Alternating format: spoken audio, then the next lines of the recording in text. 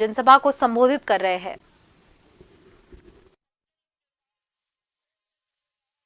सम्माननीय सीपी जोशी जी, हमारी राष्ट्रीय उपाध्यक्षा और पूर्व में मुख्यमंत्री रही सम्माननीय बहन वसुंधरा राजे जी, हमारे नेता प्रतिपक्ष श्री राजेंद्र राठौर जी, हमारे प्रभारी अरुण सिंह जी, हमारे चुनाव के सह प्रभारी नितिन पटेल जी, बहन विजय राहटकर जी, हमारे वरिष्ठ साथी और पूर्व में अध्यक्ष श्री सतीश पुनिया जी, भारत सरकार में मंत्री अर्जुन राम मेघवाल जी, हमारे यहाँ के सांसद रामचंद्र बोहरा जी, राजवर्धन सिंह राठौर जी, घनश्याम तिवारी जी, राघव शर्मा जी, रामानंद शर्मा जी, जितेंद्र शर्मा जी, हमारे किरोड़ीलाल मीना जी, हमारे सभी वरिष्ठ साथीगण और यहाँ इस महारैली में जिसका नाम आपने दिया है नहीं सहेगा राजस्थान, यहाँ उपस्थित देवी और सज्जनों, मेरे सभी कार्यकर्ता बंधु और मीडिया के मेरे साथी, प्रिंट मीडिया और इलेक्ट्रॉनिक मीडिया के मेरे साथी, मैं जब जयपुर में आया हूं तो सबसे पहले तो मोती डुंगरी गणेश मंदिर हमारे गोविंद देव जी को नमस्कार करके मैं अपनी बात को प्रारंभ करता हूं। गलता माता जी मंदिर को भी मैं नमन करता हूं और इसके साथ साथ हमारे वीरों की भूमि, शौर्य की भूमि, तपस्वियों की भूमि, सामाजिक चेतना लाने वाली भूमि, स्वाधीनता की लड़ाई लड़ने वाली ऐसी वीर भूमि को भी मैं नमन करता हूं और आशीर्वाद देकर के अपनी बात को प्रारंभ। मित्रों, मेरे से पूर्व वक्ताओं ने आपके सामने बहुत सी बातें रखी। आखिर ये क्या कारण हुआ कि भारतीय जनता पार्टी को ये तय करना पड़ा कि हम नहीं सहेगा राजस्थान, इस बात को लेकर महारैली भी करेंगे और कैंपेन को आगे बढ़ाएंगे। इसका कारण है कि ये गहलोत की सरकार नहीं है, ये घर को लूटने वाली सरकार है जो आज राजस्थान में विद्यमान है। दिल्ली को पैसा भेजना, गरीबों के पॉकेट का हिस्सा मारना, सरेआम भ्रष्टाचार को प्रोत्साहित करना, भ्रष्टाचार के नए रिकॉर्ड बनाना, यह गहलोत सरकार का काम करने का चाल चरित्र है। इसको हमको समझना चाहिए। यह सरकार लूट लेने वाली सरकार है, यह सरकार अत्याचार करने वाली सरकार है, यह सरकार कुशासन लाने वाली सरकार है और ऐसी सरकार को बिल्कुल भी एक मिनट भी रहने का अधिकार नहीं है और आने वाले नवंबर में आप इसको बाहर का रास्ता दिखाएंगे, इस बात का मुझे पूरा विश्वास है। मित्रों, अभी अभी हमने एक फेल कार्ड का रिपोर्ट कार्ड आपके सामने रखा। राजस्थान का 5 साल के अंदर रिकॉर्ड क्या है? कौन से आयाम, कौन से काम गहलोत सरकार ने किए हैं? उल्टे गहलोत सरकार ने कुशासन के झंडे झुलाने का काम किया है तो गहलोत सरकार ने किया। अगर भ्रष्टाचार में किसी ने रिकॉर्ड बनाया तो गहलोत सरकार ने।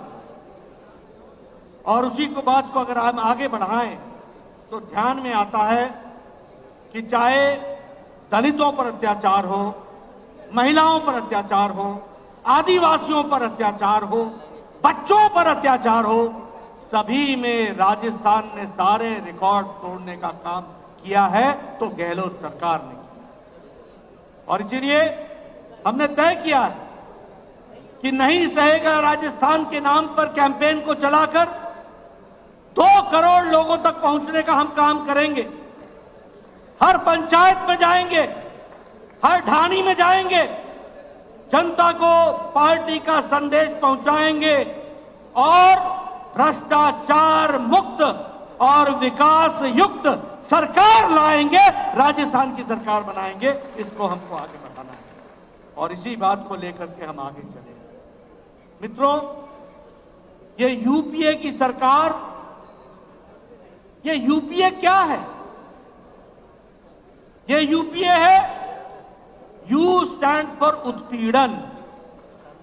उत्पीड़न करने वाली सरकार है तो वो यूपीए की यू है। और अगर हम पी की बात करें तो पक्षपात करने वाली सरकार है तो वह भी यही यूपीए सरकार है। और ए है तो वह अत्याचार करने वाली सरकार भी यही सरकार है। ये हमको समझना चाहिए। इसलिए उत्पीड़न, पक्षपात और अत्याचार करने वाली ये यूपीए की सरकार, उसके बारे में हमको जरूर ध्यान रखना चाहिए। जब हम महिला उत्पीड़न की बात करते हैं तो आपके सामने थाना गाजी का गैंगरेप आपके ध्यान में होगा। ये थाना गाजी का गैंगरेप परिवार के सामने, पति के सामने गैंगरेप हुआ और कोई सुध लेने वाला नहीं। प्रशासन ने एफआईआर करने में भी कोताही करने का काम करती है तो ये यहां की सरकार है। अगर मैं बात करूं आलापुरा के और अलवर की घटना के, जहां एक मजहबी सिख की बच्ची को उसका गैंगरेप हुआ, उसके साथ गलत बर्ताव हुआ और बाद में उसका मर्डर हुआ, यह भी हम सबके सामने है। अगर मैं बात करूं खाजूवाला के दलित युवती के साथ गैंगरेप, जहां पुलिस वाले ही यानी रक्षक ही भक्षक बन गए और उन्होंने इस काम को अंजाम दिया, बाद में एफआईआर करने में भी गुरेजी की गई। यह है गहलोत की सरकार। और आपको ध्यान में होगा ना कि एक कांग्रेस का नेता, शायद मंत्री थे, जो विधानसभा में मंत्री थे, मंत्री हैं, वो विधानसभा में कहते हैं कि ऐसी घटनाओं में मुझे उनके वाक्य बोलने में भी शर्म आती है। इस तरीके का वाक्यों का प्रयोग करने का काम वो करते हैं। अभी जो करौली में जो घटना घटी है अभी 2 दिन पहले, ये घटना मानवता को झिकझोर देने वाली घटना है। पहले अपहरण होता है और उसके बाद रेप होता है, फिर गोली से मार दिया जाता है, फिर एसिड से जलाया जाता है और फिर कुएं में डाल दिया जाता है और उसको हर तरीके से केस को दबाने का काम करती है तो गहलोत सरकार करती है। यह यहां का कुशासन है, यह यहां का कुशासन है। दौसा में अपहरण हुआ, अपहरण करने के बीच में जब माता पिता पड़े उसको रोकने के लिए, तो पिता को कुचल डाला और माता को अटैक करके घायल कर दिया।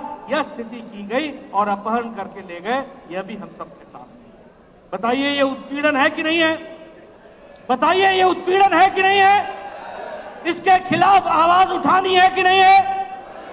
और जो लोग ऐसे लोगों को संरक्षण देते हैं, इनको जेल के पीछे डालना है कि नहीं डालना है? इनको सजा दिलानी है कि नहीं दिलानी है? और नवंबर में इनको घर बैठाना है कि नहीं बैठाना है? ये उत्पीड़न करने वाली सरकार को हमको जवाब देना पड़ेगा। मित्रों, अगर मैं बात करूं, आज लगभग प्रतिदिन 18-19 रेप केसेस हो रहे हैं। प्रतिदिन 5 से 7 मर्डर हो रहे हैं। 24,000 से ज्यादा महिलाओं का दुष्कर्म हुआ है, ऐसा रिकॉर्ड हुआ है। और जयपुर में 2-3 किलोमीटर के अंदर ही महिला के आत्मदाह का भी केस हम लोग के सामने आया है। ये कैसा राजस्थान जो संस्कृति के लिए जाना गया, जो राजस्थान शांति के लिए जाना गया, जो राजस्थान भाईचारे के लिए जाना गया, जो राजस्थान विकास के लिए जाना गया, आज वहां महिला उत्पीड़न चरम शिखर पर है, चरम सीमाएं, सारी सीमाएं पार कर रही है, सीमाएं लांघ रही है। ऐसे को मुंह तोड़ जवाब देना राजस्थान की जनता की जिम्मेवारी है। इसलिए अब राजस्थान की जनता नहीं सहने वाली है इस गहलोत सरकार को, यह भी हमको स्पष्ट संदेश देना चाहिए। मित्रों, मुझे बताया गया कि लगभग 1,90,000 महिलाओं की घटनाएं घटी हैं। अगर मैं पक्षपात की बात करूं तो न्याय और तुष्टीकरण वह भी हम सबके ध्यान में है। यहीं जयपुर बम ब्लास्ट का केस हुआ था, वसुंधरा राजे जी मुख्यमंत्री थी, केस को फास्ट ट्रैक में डाला गया, समय रहने के अंदर लोअर कोर्ट में जयपुर बम ब्लास्ट के कातिलों को, टेररिस्टों को फांसी की सजा सुनाई गई, फांसी की सजा सुनाई गई जब वसुंधरा जी मुख्यमंत्री थी। लेकिन उसके बाद जब कांग्रेस पार्टी की सरकार आई तो लंबे समय तक सुनवाई टलती रही।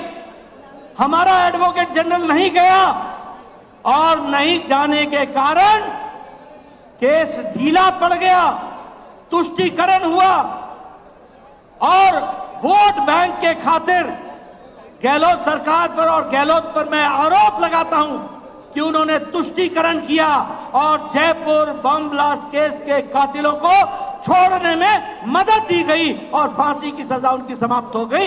यह स्थिति लाकर के खड़ी की। बताइए, ऐसे पक्षपातपूर्ण रहने वाले राजा को रखना है क्या? ऐसे मुख्यमंत्री को रहने देना है क्या? आज राजस्थान में दंगों की संख्या 1,200-1,200 से ज्यादा दंगों की संख्या हो गई और उसी तरीके से बड़ी संख्या में ये जो दंगई हैं इनको भी छोड़ने का काम अगर किसी ने किया है तो वह गहलोत सरकार ने किया। अभी अभी मुझे पता लगा कि एक पूर्व में राज्य मंत्री का दर्जा लेने वाला व्यक्ति 18 लाख रुपए के रिश्वत के साथ पकड़ा गया है, 18 लाख के रिश्वत के साथ, और उसके केस को भी दबाने का काम गहलोत सरकार कर रही है। यह भी हमको ध्यान में रखना है। अगर मैं अत्याचार की बात करूं तो 19,500 किसानों की भूमि कुर्क की गई है कि नहीं की गई है? की गई है कि नहीं की गई है?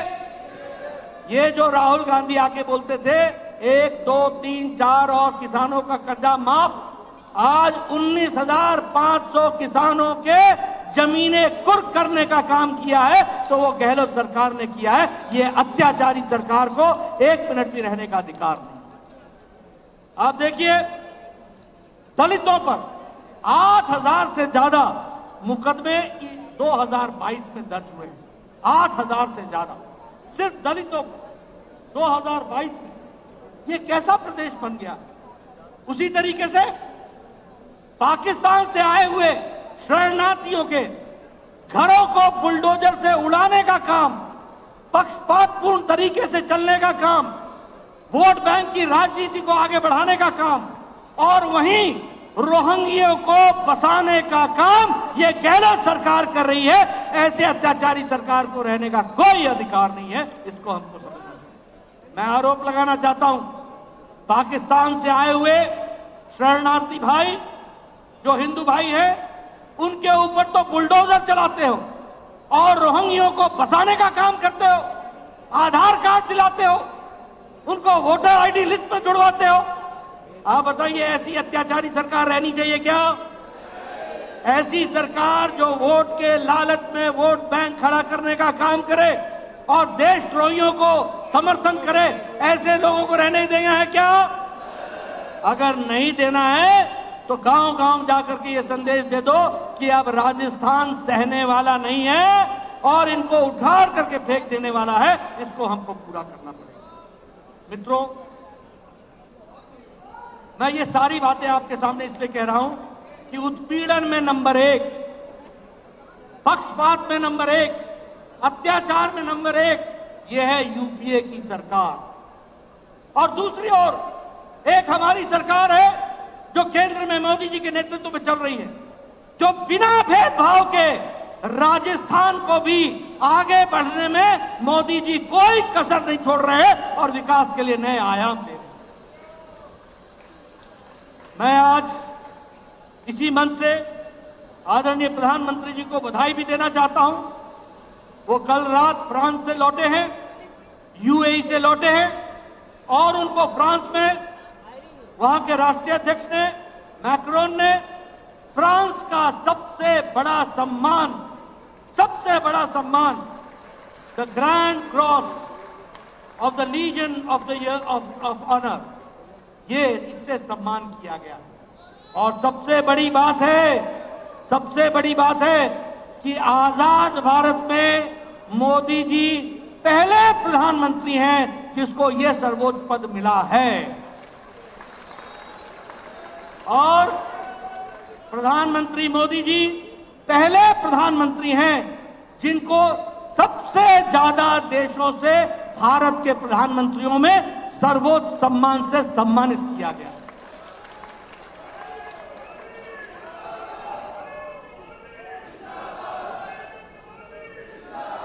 इसलिए मित्रों, एक तरफ उत्पीड़न, एक तरफ अत्याचार, एक तरफ पक्षपात और एक तरफ सबका साथ, सबका विकास, सबका विश्वास, सबका प्रयास, ये मोदी जी मंत्र लेकर के चले। आज हम गौरव के साथ कह सकते हैं 80 करोड़ की जनता को प्रधानमंत्री मोदी जी, प्रधानमंत्री गरीब कल्याण अन्न योजना में 80 करोड़ की जनता को 5 किलो गेहूं या 5 किलो चावल या 1 किलो दाल देने का काम उन्होंने किया।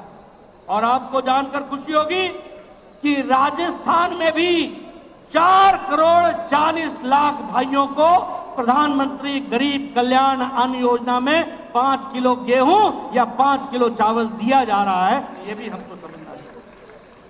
मित्रों, अभी एक रिपोर्ट आई है इंटरनेशनल मॉनिटरी फंड की। वो रिपोर्ट ये कहती है कि भारत की अति गरीबी 22% से घटकर 10% से भी कम रह गई है, 10% से भी कम। और भारत की अति गरीबी अब 1% से भी कम हो गई है। यह भारत की आर्थिक स्थिति के बारे में चर्चा हो। मित्रों, उज्ज्वला योजना, उजाला योजना, हमारा प्रधानमंत्री आवास योजना, जल जीवन मिशन, अब जल जीवन मिशन की बात कीजिए, 9 करोड़ 50 लाख घरों को पानी से जोड़ा गया है और राजस्थान में 31 लाख घरों में नल का पानी पहुंचा दिया गया है। इस काम को किया गया है, ये भी हमको ध्यान रखना। राजस्थान जो हमेशा पानी के लिए तड़पता रहा, आज हमारा संकल्प है कि हम हर घर को पक्के पाइप और उसको पानी पहुंचाने का काम, नल से जल देने का काम, इसको हम करने वाले हैं।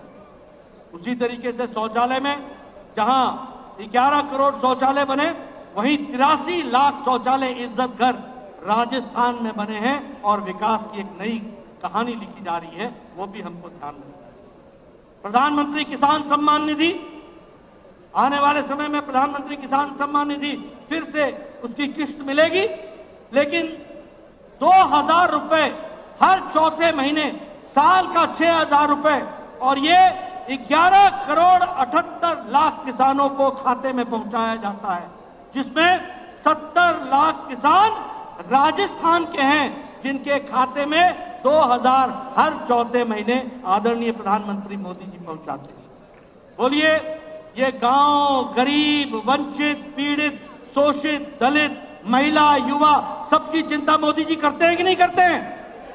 करते हैं कि नहीं करते हैं? अगर 12 करोड़ शौचालय बनाए तो आप बताइए कि इस इज्जत घर से महिलाओं को इज्जत, उनका ख्याल रखा गया कि नहीं रखा गया? उनकी चिंता हुई कि नहीं हुई? प्रधानमंत्री आवास योजना में अगर 4 करोड़ घर बनते हैं और 30 लाख से ज्यादा घर अगर राजस्थान में बनते हैं, तो बोलिए गरीब लोगों की चिंता हुई है कि नहीं हुई है? मित्रों, एक तरफ सबका साथ, सबका विकास, सबका विश्वास, सबका प्रयास, और एक तरफ उत्पीड़न, अत्याचार, पक्षपात। हमें तय करना है कि हमें राजस्थान की जनता को किस ओर ले जाना है। निश्चित रूप से हमको विकास की ओर ले जाए। मैं यहां यह भी कहना चाहता हूं मित्रों, आपको जानकर खुशी होगी, पिछले 5 साल में कोरोना आया। कोरोना शताब्दी का सबसे बड़ा पेंडेमिक था, सबसे बड़ी महामारी थी, सबसे बड़ी त्रासदी थी। देश के सभी के आर्थिक जगत सब हिल गया। यूक्रेन की लड़ाई हुई, सप्लाई चेन का विषय आया, आर्थिक मंदी आई दुनिया में, बड़ी अर्थव्यवस्थाएं डोल गई, बड़ी अर्थव्यवस्थाएं। लेकिन आपको जानकर खुशी होगी कि हम गौरव के साथ कह सकते हैं कि पिछले 9 सालों में और विशेष करके पिछले 5 साल में कोरोना के बावजूद भी भारत की अर्थव्यवस्था 11वें नंबर से छलांग लगाकर ब्रिटेन को पिछाड़कर 5वें नंबर की अर्थव्यवस्था बन गई है। 5वें नंबर की अर्थव्यवस्था। और मित्रों, मॉर्गन स्टैनली की रिपोर्ट कहती है कि सबसे स्थिर और सबसे स्टेबल अगर किसी की इकोनॉमी है, अर्थ जगत है, तो वो भारत की अर्थ जगत है। ये मॉर्गन स्टैनली की रिपोर्ट है। इंटरनेशनल मॉनेटरी फंड कहता है कि भारत इन्फ्लेशन में सबसे कम है और जीडीपी में सबसे ज्यादा है। आपको जानकर खुशी होगी कि हमारे खाद्य सामग्री की इन्फ्लेशन 2.9% है, जहां अमेरिका की इन्फ्लेशन 8% है, जहां ब्रिटेन का इन्फ्लेशन 11% है, जहां मेरे पड़ोस का पाकिस्तान 48% महंगाई है, वहां भारत की महंगाई 2.7% है। यह हमको समझना चाहिए। आपको जानकर खुशी होगी कि ब्रिटेन जैसे देशों का उनकी ग्रोथ रेट 3%, 4%, 5%, यूरोप की 5% और भारत की ग्रोथ रेट 8.7% पर खड़ी है। इसलिए ये सबसे स्ट्रॉन्ग इकोनॉमी, और इसीलिए कहा जाता है कि आशा की किरण अगर कहीं साउथ एशिया में दिखता है तो वो आशा की किरण भारत दिखता है। ये बात कही जाती है। मित्रों, आपको इस बात की भी खुशी होगी कि आज हमारे इलेक्ट्रॉनिक गुड्स का 500% ग्रोथ हुआ है, 500% का ग्रोथ हुआ है। ये मोबाइल जो आपके हाथ में है, 9 साल पहले 92% मोबाइल विदेश से आता था, हम इंपोर्ट करते थे 92%, जिसमें सबसे बड़ा हिस्सा चाइना का होता था। आज आपको जान करके खुशी होगी कि भारत 97% मोबाइल अब भारत में मैन्युफैक्चर हो रहा है और एप्पल भी अब भारत में बन रहा है। यह परिस्थिति आ चुकी है। मित्रों, ऑटोमोबाइल मार्केट में भारत जापान को पछाड़कर 3रे नंबर का मार्केट बन गया। स्टील में हम 4थे नंबर से मैन्युफैक्चर में 2रे नंबर पर आकर के खड़े हो गए। डिजिटल ट्रांजैक्शन में हम आगे खड़े हैं। दुनिया का 40% से ज्यादा भी डिजिटल ट्रांजैक्शन